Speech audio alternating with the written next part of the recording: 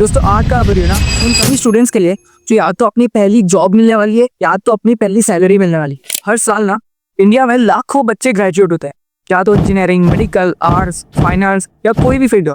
But अगर उनको आप उनकी सैलरी के बारे में पूछ लो तो या तो हक्के हक्के रह जाइए या तो वो आपको ब्लाइंड लुक दे देंगे।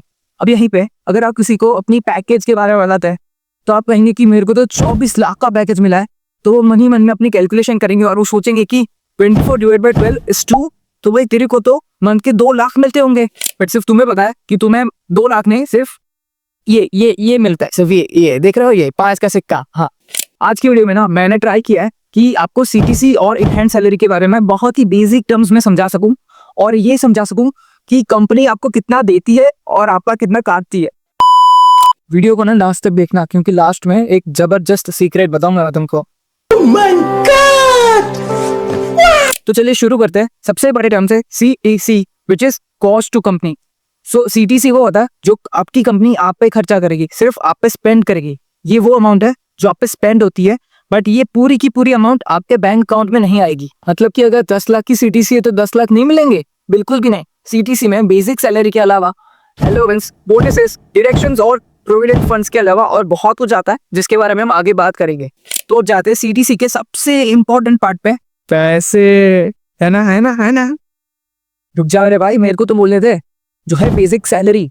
सो बेसिक सैलरी आपकी CTC का वो पार्ट है जो आपकी कंपनी आपके हाथ में देगी ही देगी, और बेसिक सैलरी पे ही सब कुछ कैलकुलेट होता है, जैसे कि HRA, बोनसेस, PF, ये सब कुछ कैलकुलेट होता है आपकी बेसिक पे। बेसिक सैलरी फुल्ली टैक्सेबल रहती है और PF भी यहीं से डिडक्ट होता है। यानी ये कि जितनी ज्यादा बेसिक सैलरी उतने ही ज्यादा डिडक्शंस। सुने, कंपनी खाने पी घूमने का खर्चा देती है, कुछ तो क्या भाई, इतना खुश मत हो। अलाउंस ना सुनने में अच्छे लगते हैं, ऐसा लगता है कि वाह कंपनी तो हमें कह रही है खाओ पियो घूमो और मजे करो, बट ये जो अलाउंस है वो तुम्हारे जो 5 रुपए की तुम्हारी सैलरी है ना उसी में से कटते हैं। अभी जो अलाउंसेस होते हैं ना वो कंपनी टू कंपनी डिफर करता है।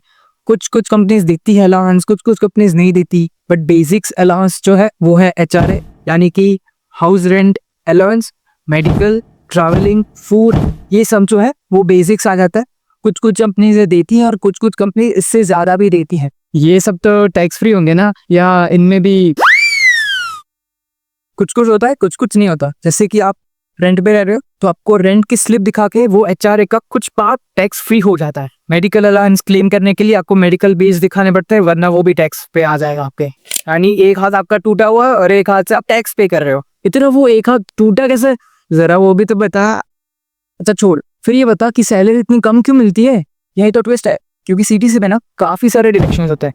Provident funds, TDS, gratuity. अब PF ना 2 टाइप के होते हैं, एक PPF पब्लिक प्रोविडेंट फंड और एक EPF जो है एम्प्लॉय प्रोविडेंट फंड। अब हमें मतलब है EPF से। अब मान लो ये एक गुल्लक है, अब इस गुल्लक में हर महीने आपके सैलरी का, आपकी बेसिक सैलरी का 12% आपकी कंपनी उसमें डालेगी, और वही सेम अमाउंट आपकी सैलरी से भी कट होके वो उस गुल्लक में चला जाएगा। वे जो भी पूरा पैसा पूरा जो इकट्ठा हो रहा है वो पूरा आपका ही है।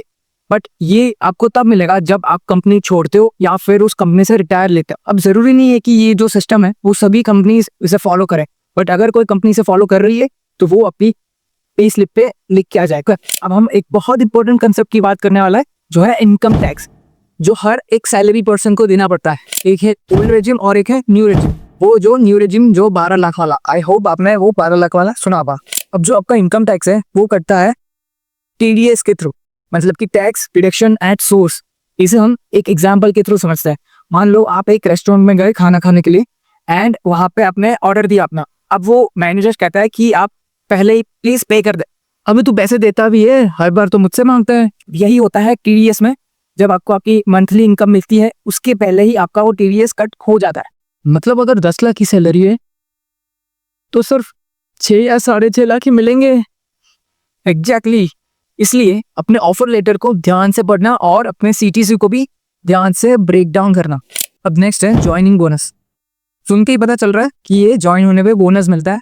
अब ये ज्वाइनिंग बोनस सिर्फ एक ही साल मिलता है, आपके फर्स्ट ईयर में ज्वाइनिंग के। उसके बाद आपका वो CTC में भी काउंट नहीं होगा। सो आपकी फर्स्ट ईयर की जो सैलरी निकलेगी वो थोड़ी ज्यादा होगी बाकी सब ईयर्स के थ्रू। तो चलो अब ना एक CTC का ब्रेकडाउन एक सिंपल एग्जांपल के थ्रू समझते हैं। आपका CTC हो गया 6 lakhs पर ईयर, जिसमें आपका बेसिक सैलरी है 2,40,000, उसमें आपका HRA बनता है 96,000, जिसमें आपका अलाउंस है 1,20,000, PF आपका बनता है 69,000 और आपका जो ज्वाइनिंग बोनस है वो होता है 75,000। यानी कि सभी डिडक्शंस के बाद आपको मंथली इन हैंड सैलरी मिल सकती है अराउंड 35 to 42,000। तो जॉब लेने से पहले ये सब कुछ समझना जरूरी है। फिर बिल्कुल, अगर पहले ये सब नहीं देखा तो जैसे स्लिप आएगी 5 रुपए वाली, उसके बाद तुम डिसअपॉइंट करोगे। तो पहले ये सब देख लेना। सो अगर आप किसी जॉब का ऑफर एक्सेप्ट करने वाले हो तो ये 4 चीजें जरूर ध्यान में रखो कि बेसिक सैलरी कितनी है, कितना फिक्स्ड है, कितना वेरिएबल है, देन अलाउंस डिटेल्स क्या है, डिडक्शंस और हिडन कॉस्ट कैसे अफेक्ट करेंगे इन हैंड पे को। भाई ये सब समझने के बाद जॉब ही नहीं मिली तो क्या। हाँ तो है ना, तू अपने कॉलेज के बाद जो चाय वाला है ना, उधर बैठ जाना। उधर तेरे को 10 लाख तो मिल ही जाएगा आराम से, वो भी बिना कोई डिडक्शंस के, सीधा 10 लाख हाथ में। सो अगर ये वीडियो आपको हेल्पफुल लगा तो लाइक जरूर करना, और अगर आपको भी आपकी पहली जॉब मिलने वाली है या पहली सैलरी मिलने वाली है तो कमेंट में जरूर बताना कि भाई this was helpful for me. और हाँ, एक राज की बात बताता हूँ, अपने कलीग्स को ना कभी भी अपनी रियल सैलरी के बारे में मत बताना। सो मिलते हैं नेक्स्ट वीडियो में, तब तक stay hydrated and stay safe. Signing off.